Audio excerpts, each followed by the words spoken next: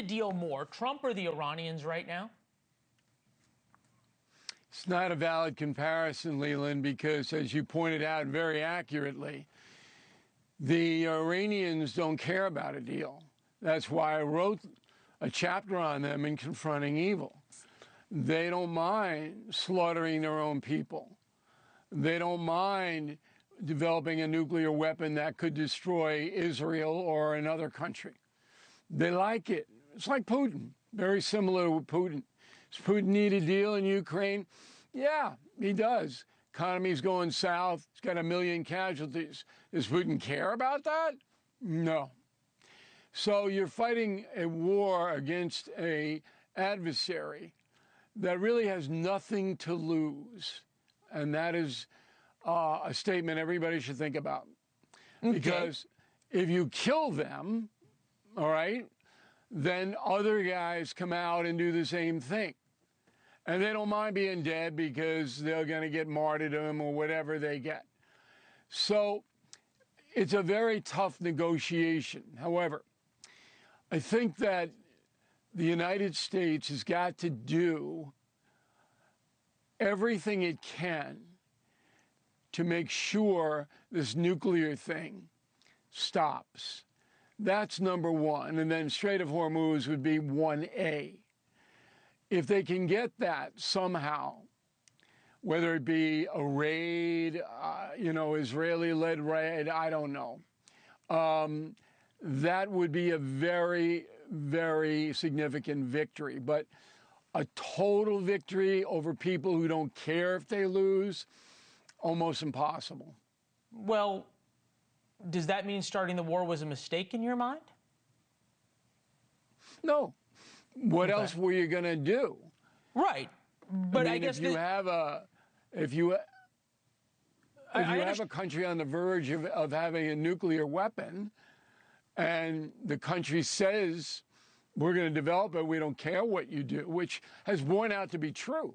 Absolutely. Okay? It's borne out. So why would we think they would make a deal now and live up to it when every deal they've had they've cheated on, and we're making a deal with people, as you point out, who have nothing to lose? That doesn't seem like the kind of people you want to make a deal with.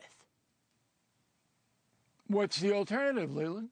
Well, the alternative is what I laid out, which is setting the groundwork for a popular revolution, which is what Trump said the day he announced the war starting. Why has he backed off from that?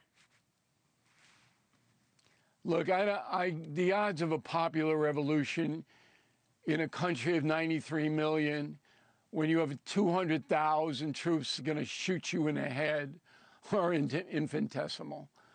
I mean, talk about an unrealistic expectation. So what President Trump laid out is this. We've tried to bribe them, a la Barack Obama. We've tried to decapitate their leadership, which we did. We've tried pretty much everything.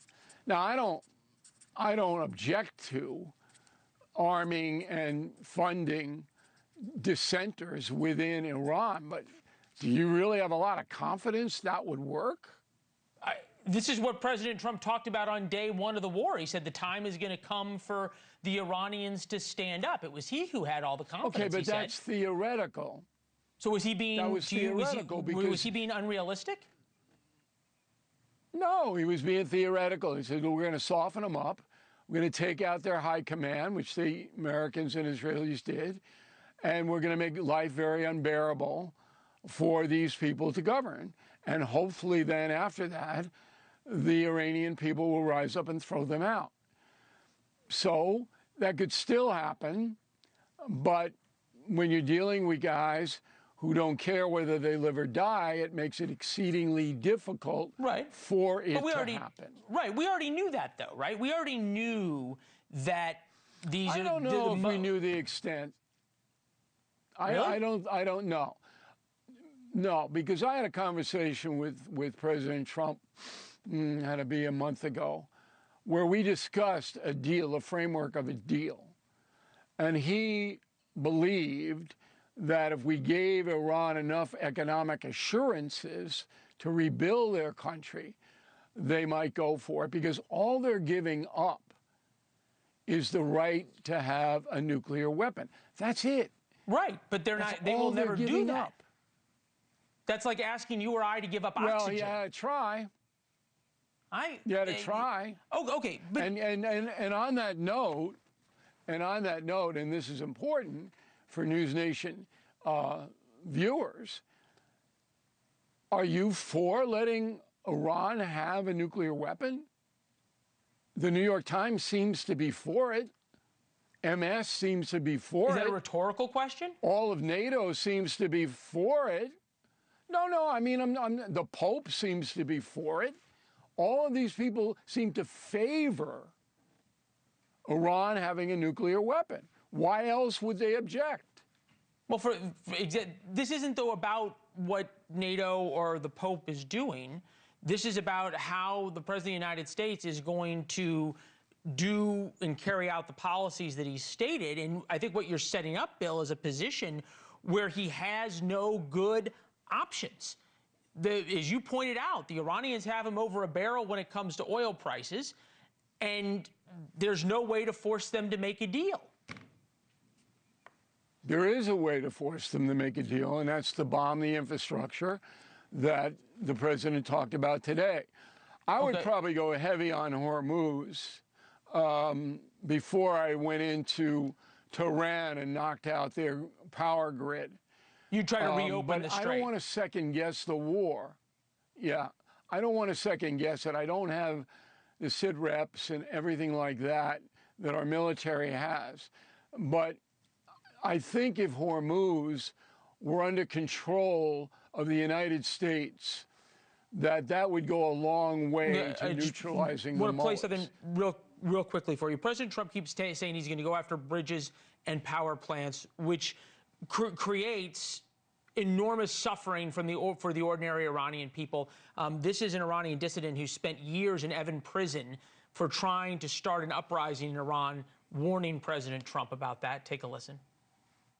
I was not hearing a clear distinction being made by the president that the targets that the military would attack would be carefully chosen, would be discerning, that they would be related to the military capacity of the country, and that they would, of course, go out of their way to avoid civilian targets. I just didn't hear that.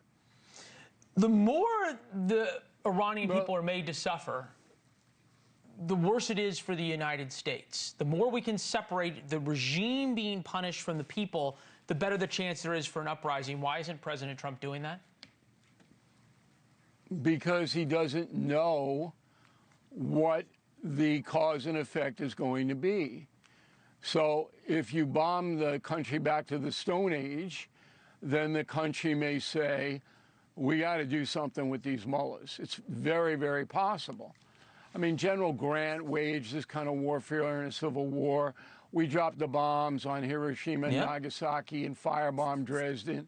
None of those people, none of them, all right, rose up against the United States. They all capitulated. Right. And none of them were fundamentalist Muslim regimes. But look, your point's made. I hear you. And I'm not saying, but it's not fair to second guess how to wage the war when you've tried just about everything.